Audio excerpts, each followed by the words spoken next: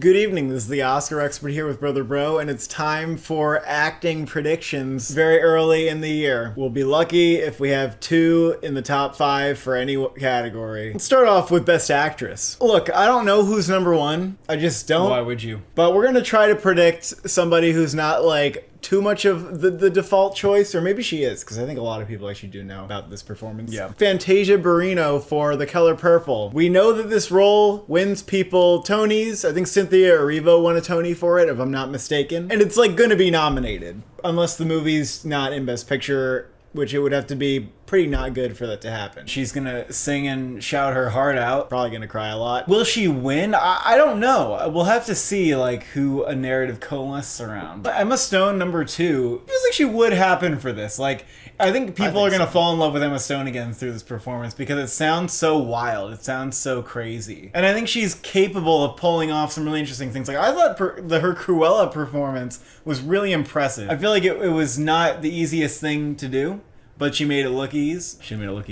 And she's also good at being funny. And this sounds like she's gonna be pretty hilarious. I mean, we know she was great in The Favorite. She's gonna have people like slapping their knees and howling. I think it's gonna happen. She is playing a character who has her brain transplanted with an infant's brain, so she's gonna be a little dumber and learning things. Greta Lee for Past Lives. Not gonna win, but I think she has as good a shot as anyone, and we've seen the movie. We think Past Lives is gonna get into Best Picture pretty easily.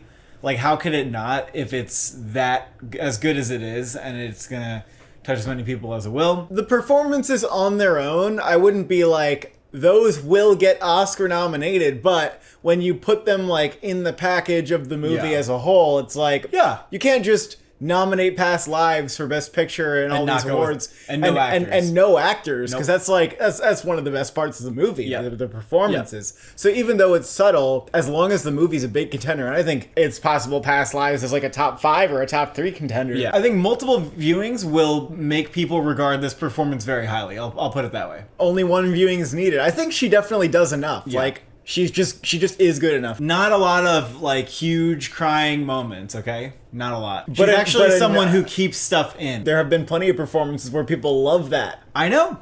That's why we gotta consider it. It's gonna happen. I think it'll happen. I think it's gonna happen. That's why it's number 3. It's pretty high. And Number 3 is pretty high. We got a Natalie Portman for May December. This is kind of like where I'm looking at Cate Blanchett last year for Tar, and I'm like, why would I ignore this? Cate Blanchett's always really good. Natalie Portman is always really good. The movie has to be like a nothing movie for there not to be any noise. And this is Todd Haynes. When Todd Haynes does a movie with actresses, you know what I mean? Well, with actresses, yeah. Julianne Moore, Far From Heaven, and then of course Carol. Yeah. And he's doing that again. He's got the actresses back. He gets them nominated, okay? These are opportunities for career best work, ladies and gentlemen. The script exists, and from what I've read about people who have read the script, they say that Natalie Portman's character is highly like unlikable, and it'll be interesting. Like, people might even be off-put by certain things in the movie, but I think that Natalie Portman at the very least will be, you know, giving a very skilled performance. And you know Todd Haynes is just gonna milk these scenes where Natalie Portman is trying to study Julianne Moore's character to play her in a movie, and Julianne Moore's kind of like they're gonna be studying each other, and the close-ups are gonna be gorgeous. Like, you know you're gonna get those kind of moments. Well, you know, actors will say that their scene partners are what make their performances good. And you couldn't have 2 more talented actresses sitting across from each other, making each other really great. And number 5, I agree, you should have her in because it feels like something's gonna happen this year. Is Jessica Lange for A Long Day's Journey into Night. So she hasn't been nominated in a long time, okay? But like, man, I think the Oscars would be more than happy to welcome this 2-time winner, 6-time nominee back. The play is like well known for, you know, having this very meaty lead role. And then you have a actress of this caliber sinking her teeth and whatever else, her claws, her toes into this. Like, come on. Yeah, so people are going to be excited for this comeback, especially older Academy voters. Katharine Hepburn was nominated for the 1962 adaptation, and she was the only nominee for the movie. She's also Katharine Hepburn. And she's Jessica Lange, okay? I'm sure a lot of people have won a lot of awards for playing this role. You know, with a play, you just know what the role is, too. There's food to eat. There's a meal to be eaten and gobbled up by a talented actor. I think this is Glenn Close and the wife, but without the overdue thing going on. fine. Like, that's just what I think. I don't care who the director is, and I don't know why more people aren't taking her seriously. Carey Mulligan for Maestro at 6. This is sort of a theory of everything looking situation, from what I've heard, where she's not the main character. But it's like enough that it's a lead, and really the center of the movie is their relationship, more so than his career. And she's gonna cry, she's gonna do all that stuff, she's acting alongside with Bradley Cooper, they're gonna be bantering and whatever. She's not playing Leonard Bernstein with all this makeup on, although I guess she probably gets older with him, so she might have some makeup. We don't have this movie in for picture because we think it's gonna be not received well enough, I guess. But they are doing reshoots. So maybe they're trying to correct for these reactions. Reshoots can mean nothing or they can mean something. No, I was just like curious. We don't know if they're extensive reshoots. But they're definitely doing them. That's not like a rumor. It's real. They know they have something. They didn't feel like they found it based on the audience reception for the test screening. So now they're trying to see if they can pull off like just enough to get the nominations. But I think maybe the performances can stand on their own. I don't know if they both get nominated. Saoirse Ronan for Blitz. Saoirse Ronan herself actually tweeted when this movie wrapped production recently that we could maybe expect to see it come out this year. That's not confirmation. I think the studio probably still doesn't know. I feel hesitant about it. I have a feeling like it's not gonna happen, but if this movie comes out, she's Saoirse Ronan, the movie might be a contender. You gotta keep her pretty high. You kind of wanted me to put this higher, so we have Judy Greer for Eric LaRue at number 8. The reason is it's because it strikes me as like a Till performance where it might just be so big it cannot be ignored. Obviously, like comparing it to Till is a little weird because she missed at the end, but it's the kind of performance that kind of demands to be in the conversation if this movie isn't like nothing. Like because if this movie isn't Mass. Well, even in Mass, there was an actor in contention because when you play grief like that, when you do that much, I was like for Judy Greer, like she's very recognizable. Everybody knows who that is, but they haven't seen her in a lead role very often. We should say that what this movie is. Michael Shannon is directing this movie, and it's based on a play that's about the mother of a school shooter. It does kind of recall Mass in a way, like we kind of said. Also, we need to talk about Kevin. We're 2 for 2 where mothers of school shooters get close to a nomination, but don't actually get it at the end. Michael Shannon, we don't know what he's going to do as a director, and there's nothing else about this, like the writer or anything, that give me any clues as to whether this is going to be a big movie. I feel like it gets in the conversation. I don't know what happens to it because it doesn't seem like a movie that would get anything else. Margot Robbie for Barbie. I don't think this will actually happen. I agree. We still believe in the movie after the trailer. We still believe in it. You'll see. What do you mean still? Yeah, of course I do. Well, I'm just saying. It looks like I'm really excited not that for the it didn't change our opinion. It's gonna make a splash. It looks visually stunning. Okay, Margot Robbie. She kind of looks like she's doing what you'd expect. She's doing the Brooklyn accent that we've seen from her a lot. Exactly, and I don't think any of the reactions have been glowing about her performance because it's a little too much like what we expect. Like she's gonna be good in it, but everyone says Ryan Gosling's a stand. I don't see anything about like, oh my god, this is Margot Robbie's best performance. Yeah, it's number 9 because I think we have confidence in Barbie as a contender overall, but I don't have confidence in this performance getting nominated. Kate Winslet for Lee. I think that she's randomly gonna get a Golden Globe drama nomination for this and nothing else. I agree. Don't you think so? She's good. Look, Lee's probably going to be like okay or good, and she'll be really good in it because she's Kate Winslet. She was really good in Ammonite, but nobody cared to do anything with that. So, absolutely. You know. I don't believe in Lee enough to put it in my top 5. Ryan Destiny and Flint Strong. She doesn't have a ton of movie credits, but I guess it's really just like the profile of this movie. She's playing a boxer. Mm-hmm. Yeah. And like Barry Jenkins wrote the script. Even if Flint Strong is not Best Picture nominated, I think no, I think she would have to get for Best playing Picture a boxer? nominated. Because this is going to be like her breakout role as an actress. And being like, without the movie in Best Picture, I mean, look, Daniel Deadwater can get fucking nominated for Till. Teyana Taylor for 1001. I would be so happy if this happened. 1001 is releasing this week. I would definitely recommend seeing it. I actually might go see it again too. I wish this was getting 3 acting nominations at the Oscars. I think there's 3 performances there that are worthy. And apparently it's doing well at the box office. Like people are actually going out to see it, which is great. Or what if it's like Viggo Mortensen, Captain Fantastic, where it does get like kind of revived at the end of the year? Yeah, I could see like people trying to revive it. I could see her maintaining some buzz at the end of the year. I agree. I think it'd be a lot of work to get her like all the way to the actual nomination. It'll be a lot of work. Kaylee Spaney and Priscilla. This is the new Sofia Coppola movie. The performance might be quite subdued. She's playing the wife of Elvis Presley. The movie's based on the memoir written by Priscilla. And I don't know what kind of strife she's going to be going through. I think this movie will distinguish itself from Elvis well enough. But I think it will have to overcome the fact that whenever you mention it, people are like, we just had Elvis, bro. What's Hollywood doing? And it's like,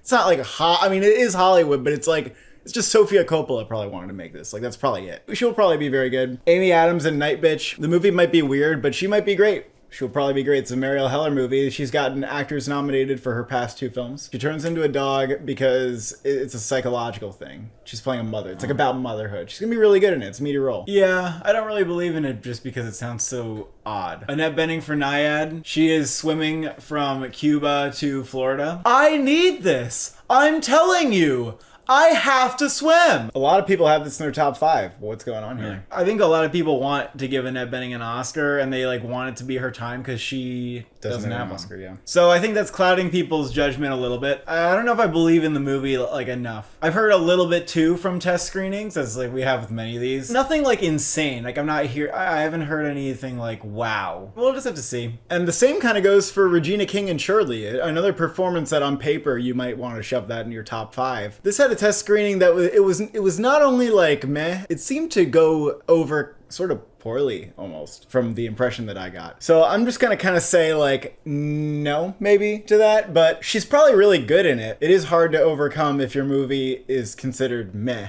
Though. Yeah. Marissa Abela in Back to Black. She's playing Amy Winehouse, the Amy Winehouse biopic. For some reason, there's a lot of bad will towards this movie. Like, when people mention it on the internet, a lot of people are like, no thanks. We will not be watching. And like, I don't know. Like, I'm just not invested enough to know like what's up. Maybe people think it's too soon after Amy Winehouse's death. Maybe they're not getting like the approval of the family. I don't know what's going on. And also I don't know who this actress is, so I'm comfortable keeping it down here. Naomi Akita didn't really come that close for I Want to Dance with Somebody. Mia Goth for Maxine. You know, she's not playing the Pearl character. She's playing the character from X, who is probably less eccentric of a character, let's just say that. But this being the end to the trilogy, maybe people will kind of try to push her for this movie, and she's been amazing in this trilogy. I mean, especially Pearl. People might want to hype it up, and they'll try to, and they'll try to get her buzzed about. And that's why I think she's worth having on the list. I don't have like how much she got nominated. She got a decent amount of critics groups nominations for Pearl, like a decent amount. Zendaya for Challengers. I don't quite believe that this one's actually going to be like a big contender. I mean, Bones and All didn't even really come very close. That'd be insane if she got nominated. Yeah. Saoirse Ronan for Foe.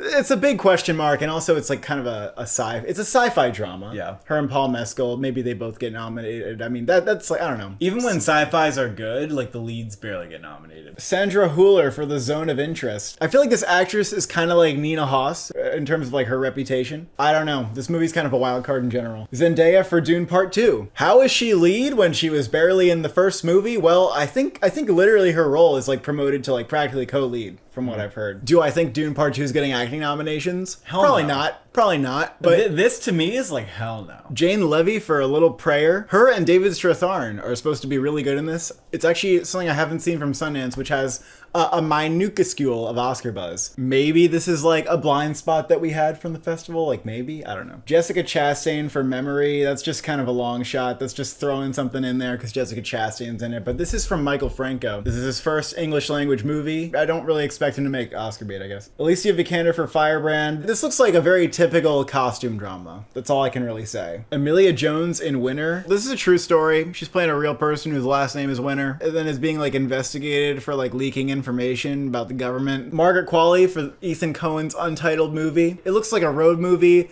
crime comedy type of thing. Maybe Booksmart-esque. Lead actor. Number 1, Kingsley Ben-Adir for the Bob Marley biopic. I feel like if he gets nominated and he's like in there, it's gonna be like, shit, can he win? Because normally the kind of performance that wins is big bait transformation. Yeah, I guess if you go off of that, I actually don't dislike it because the other performances here, I feel like they will get close, but they won't actually win. Bradley Cooper has more makeup because Kingsley Ben-Adir from the photos they leaked, it's not like they're using a ton of prosthetics or anything to transform him. Okay. I think it's really going to be more the voice and the mannerisms that sell this character. Austin Butler came close to winning, and I mean, the music biopic performances, I guess we're not tired of them. This is also directed by Reynaldo Marcus Green. Will Smith got an Oscar for his film King Richard. and has a good team of writers on it too. Could be winning conversation. That's all I can say. I guess you're right. I guess that is the priority. You gotta look for who's transforming. Who's transforming, who's having a mental illness, who's crying the most. Like, I also think Bob Marley is like the level of like beloved figure, like practically like deity level to people. You can't deny somebody playing like that kind of figure. Well, hopefully he's good and blows people away. Because I feel like I could also see Kingsley Ben-adir going for like a little bit watered down of an, like not doing so much of an impression, not going all the way in for that.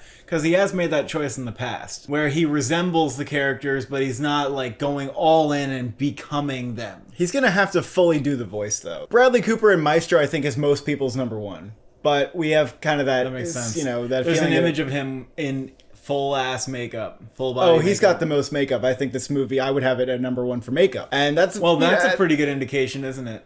It is. And I mean, I don't know. Maybe I should put Bradley Cooper at number one. Well, in that case, if you put Bradley Cooper at number one and you put Meister in for makeup, you should put it in for Best Picture. Well, that's the thing, is I don't quite believe in it for Best Picture. Well, yeah, so you gotta be consistent somehow. I'm not gonna move to number one then. Okay. Bradley Cooper's gonna be talking like Leonard Bernstein. He's gonna be doing this, and he's gonna be conducting and like going nuts. I don't know, it almost feels like such a perfect concoction of like Bradley Cooper is making this stew that gets himself an Oscar. So it feels like he's really trying to get himself an Oscar. So hard. Could it really pull off? Like, is it that easy? He's got a lot of nominations at this point. It's definitely like time, but I don't know. You know who else it's time for? Coleman Domingo to get an Oscar nomination, which from more test screening, little whispers, probably not a Best Picture thing.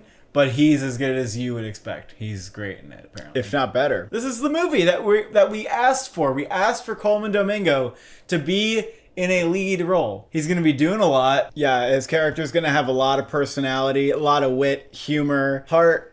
I think that this is the right ingredients that he's going to get nominated. I do think that's going to happen. Maybe he could be in the winning conversation too, because he is playing a real person. You know, not a real person that as many people recognize as, say, Leonard Bernstein or Bob Marley. He's bringing a real figure to life. The top three here is just like real people who are doing voices and who are putting on big performances. That's what we have here. And I think that makes sense when you're especially the lead actor category, like that is what gets you nominated and puts you in the winning conversation. So at number 4 we have DiCaprio for Killers of the Flower Moon. Maybe there's a world where he doesn't go along with the movie even if the movie's in Best Picture, which would be kind of weird, but you know, De Niro didn't go along for The Irishman. DiCaprio was left out for The Departed and Gangs of New York. Yeah, but he wasn't left out for Once Upon a Time in Hollywood, or for The Wolf of Wall Street, or obviously The Revenant. It hasn't happened where it sort of happened with Tom Hanks, is that like they sort of consider him expendable even when he's in a Best Picture movie. He usually gets in for the big, and it's he usually gets in. It's a really big movie too. We're also kind of uncertain about some of these other movies in Best Picture, so I feel like this could be an easy staple for like somebody who's in Best Picture. Yeah, I don't think you can make your top 5 Best Actor and not have DiCaprio in it. Killers of the Flower Moon's just so likely to be in the Best Picture race. Like, it's so likely. Cillian Murphy for Oppenheimer, put him in at 5. I want this to happen. I think everybody wants this to happen really bad. The Nolan movie has to be in if it's in Best Picture, then he's got to get in. This will be the most talked about part of the movie, if nothing else. No, he looks really fucking good in the trailer. And he looks really good. He's doing like existential stares and like shaking, and it's all this stuff, you know? It's going to be really good. And it's a character study. It's a character study. And He's playing a real person. For him. Goodwill for him. People want it to happen. Yeah, there's a narrative. I'm excited there's a career. People see the path. Nolan has not gotten lead actors nominated before, that's true, but I don't think he's done a character study like this. It's hard not to have that one in there. Why do you give it at 5? I agree because the other 4. I agree. And also, if Oppenheimer's not in Best Picture, I'm sorry. Yeah. I'm kind of sorry. Yeah, I could see people just being disappointed and just having to swallow it. Paul Giamatti for The Holdovers. It's hard not to put him in because I feel like if we're going to say the movie gets Best Picture, then he probably would go along with it. Unless he gets Sideways-esque snubbed again, which would be kind of insane. He would definitely go along in Best Picture, absolutely. But I'm not as convinced about the movie in Best Picture, so I guess I can leave him off. It looks pretty tight. The Best Actor race looks pretty tight. There's a lot of people who I would like to have in the top 5 who I can't quite fit. I think his performance in Sideways is fucking fantastic. Also, American Splendor. 2 lead performances, easily nomination worthy, and he got snubbed for both of them. Barry Keoghan in Saltburn. I feel like putting this movie at 4 in our last video was maybe a little too high. Like, there was a little yellow flag planted in one of the test screening reactions that was like, this movie might not be for everybody. Like, audiences might not love it. They might not know what to do with the ending. But that's also something you could maybe say about Promising Young Woman, and yet it was a really big hit. But I hear he is just a fucking force in this movie. Like, he is just amazing. It's probably going to be his best performance. There's going to be hype. He's going to be in the conversation. Yeah. It's hard not to put him in it's hard not to put him in the top 5. Yeah, I think the lead actor category is already like really interesting. Matt Damon for Air. Matt Damon. It's fair. For Air. It's fair to have Damon in Air. It's fair to have him right there. A lot of it is him sitting in a chair. But will the Academy care? I definitely feel like they don't need to. Well, this is what some people said about The Martian. They were like, yeah, Matt Damon could come or go with I know. it. And then he went all the way with it, and it just happened. That's the thing is, like, if enough people somehow get picked off from this category, Yeah.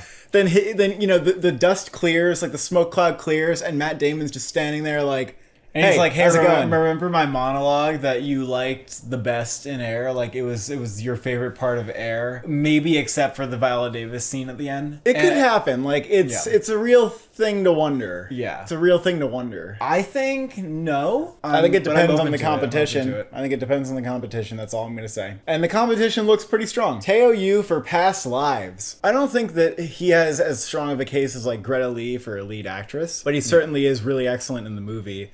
He's not as much of a lead. If you were to pick one lead, it'd be Greta Lee, but I think that he does count as a co-lead for sure. He's really good. And, you know, like you were saying about Greta Lee, maybe his performance will grow on people throughout the year, but you know, it could just be a little too subtle. Maybe they'll be like content just, you know, giving Greta Lee the nomination there. Yeah, I just think it's more likely that he doesn't get nominated, but I think like when the indie spirits give their nominations that he'll get in there. Yeah. And he might even get like a Critics' Choice nomination, for example. Jonathan Majors for Magazine Dreams. So he was a little higher. I actually didn't even know if I was going to have him in the top 5 just because we've seen a lot of painful snubs like Delroy Lindo and Five Bloods. The real reason why you probably would be hesitant for him to be in your top 5, like before the controversy, is because the movie definitely isn't going to be in Best Picture. It's like a scary movie that you like can't take your eyes off of, but you also like want to run away from the theater. He's the part that glues you to the screen. He's insane. He's like Oscar worthy in it. Jake Gyllenhaal in Nightcrawler is the comparison, in my opinion. Or like Joaquin Phoenix and Joker in a weird way. Let's talk about why he's not at 6, okay? Because that's okay. Jonathan Majors got arrested. It looks like he's just in the midst of facing assault charges on a woman. And I'm not going to allege that because I don't know. Why would I? I don't have any more information than anybody else. But it doesn't look great. It really doesn't. To me, it seems likely that this